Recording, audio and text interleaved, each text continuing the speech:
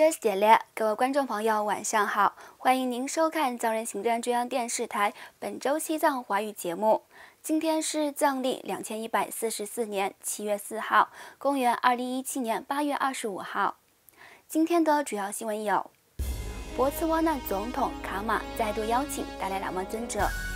藏人行政中央司政罗桑桑格将对美国展开访问；阿鲁纳尔切尔邦通过了2014年流亡藏人社区援助政策；西藏拉入5名佛学院自杀尼姑遗书曝光；美国国务院发布年度宗教自由报告，中国广泛干涉西藏宗教自由。藏人行政中央驻外办事处最新消息。下面请看详细内容。博茨瓦纳总统伊恩卡马在接受博茨瓦纳卫报采访时，针对日前达赖喇嘛尊者的访问计划所引来的中方抗议作出强硬表态。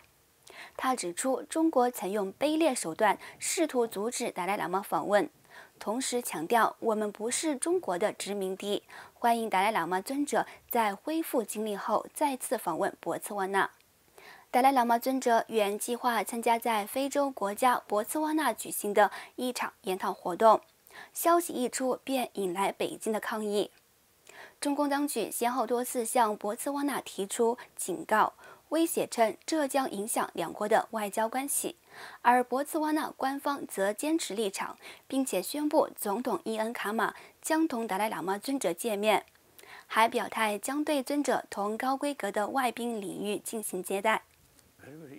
然而，达赖喇嘛尊者在结束为期1个多月的拉达克行程后，遗憾地表示因身体倍感疲劳而无奈做出取消博茨瓦纳行程的决定，并向该国总统为此次行程付出的努力表达敬意。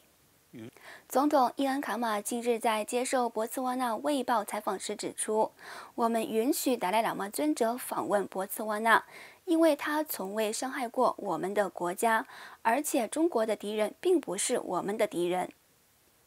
他还透露，中国跟我们谈话，跟部长、议员、我的亲属以及所有他们能够想到的人谈话，试图阻止达赖喇嘛，甚至使用一些卑劣手段进行威胁，称这将破坏两国间的关系，并表示他们同其他非洲国家将隔离博茨瓦纳。但是博茨瓦纳没有被中共屈服，总统伊恩卡马再度邀请达赖喇嘛尊者访问该国。另外，藏人行政中央司政罗桑桑格将从8月27号至9月11号对美国展开访问行程。司政罗桑桑格在访问期间将会见华盛顿地区的流亡藏人和部分支持西藏团体，以及美国其他城市，包括圣菲、西雅图、旧金山、丹佛等。司政还对当地一些大学和西藏支持团体成员发表演讲。结束上述各项行程后，司政罗桑桑格将于9月11号下午返回藏人行政中央所在地印北达兰萨拉。与此同时，印度阿鲁纳尔切尔邦政府近日宣布，将在该邦辖区内的藏人定居地落实2014年流亡藏人社区援助政策。阿邦首席部长白马堪珠致函藏人行政中央司政罗桑桑格，信函中表示，本人于8月12号召集的高层会议中，各方决定在阿鲁纳尔切尔邦采纳并落实2014年流亡藏人社区援助政策。如你所知，阿鲁纳尔切尔邦是印度境内第4大藏人居住区，这里有陈族、苗、图颜和丹增港4大藏人定居地。为了向阿邦内的藏人青年提供更好的机会，邦政府高层决定将采纳流亡藏人社区援助政策。2014年，印度政府颁布流亡藏人社区援助政策，授权印度境内的45个流亡藏人社区通过签署土地合同，证实实现土地使用合法化，并且授权流亡藏人按照各自需求自由决定使用土地。印度各邦向流亡藏人给予合法居住证件，以及藏人有权申请印度中央政府和各邦政府的贫富项目，以及申请银行贷款等。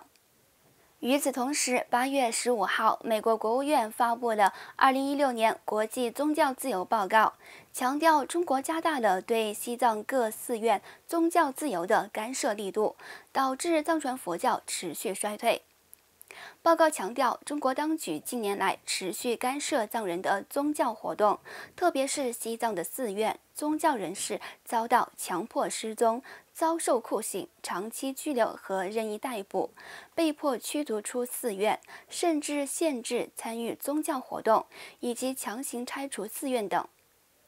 报告还指出，中国当局驱逐了5名佛学院和亚青佛学院的2000多名僧尼，并拆除僧舍，对僧尼强行灌输所谓爱国在教育。报告最后还指出，包括美国总统、国务卿、美国驻北京大使和美国驻成都总领事馆将继续做出努力，敦促中国政府改善西藏的宗教自由。另外，续西藏尼姑仁增卓玛自杀抗议中共当局强拆色达拉荣5名佛学院后，拉荣5名佛学院尼姑次仁卓玛和萨嘎在学院内上吊自尽，表达抗议。2016年7月19号，拉荣5名佛学院尼姑次仁卓玛为抗议中共当局不顾当地僧俗民众的诉求，强拆拉荣5名佛学院，而选择以自杀方式抗议当局。因遭到中共当局的严厉管控和封锁信息，自杀尼姑次仁卓玛的遗书日前才传出境外。据总部位于印度达兰萨拉的西藏人权与民主促进中心网站公布的消息，自杀尼姑次仁卓玛在遗书中写道：“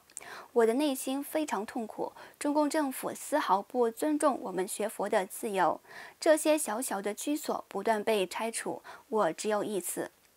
报道指，这一消息来自移居澳大利亚的西藏前政治犯谢尔根敦次仁向流亡西藏时报提供的消息。西藏色达拉荣5名佛学院是全球最大的佛学院，约有1万名僧尼，曾多次被强拆。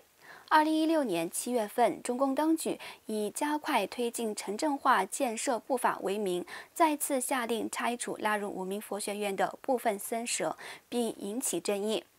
随后，各国人权组织和非官方团体也纷纷发表声明，呼吁国际社会向中共政府施加压力，停止拆除拉荣5名佛学院。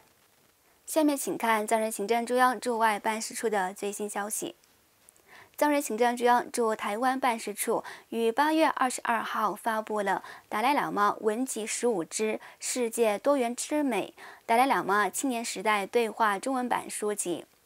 藏人行政中央驻台湾办事处宗教事务负责人格辛建碑清增为新书进行了揭幕。该书以达赖喇嘛尊者近几年来在世界各地的9场演讲为内容，其主题包括拥抱世界多样之美、那兰陀精神、科学和佛法的对话、人生快乐和成功的秘诀、静心是通往世界和平唯一的路等9个主题，内容涵盖了当前世人广泛关注的诸多话题。藏人行政中央驻台湾办事处宗教事务负责人格西建碑清增为该书进行了揭幕，同时感谢参与翻译的各界人士，并希望该书能够利益到更多的华人青年。藏人行政中央驻台湾办事处根据读者关心的不同主题，至少每年出版1本有关西藏的书籍，其中包括完整的汉语翻译。到目前为止，该办事处已经陆续出版了15本有关达赖喇嘛尊者的文集，免费发行给台湾、香港和中国大陆的读者。观众朋友，藏人行政中央电视台本周西藏华语节目就到此结束了，感谢您的收看，我们下周同一时间再会。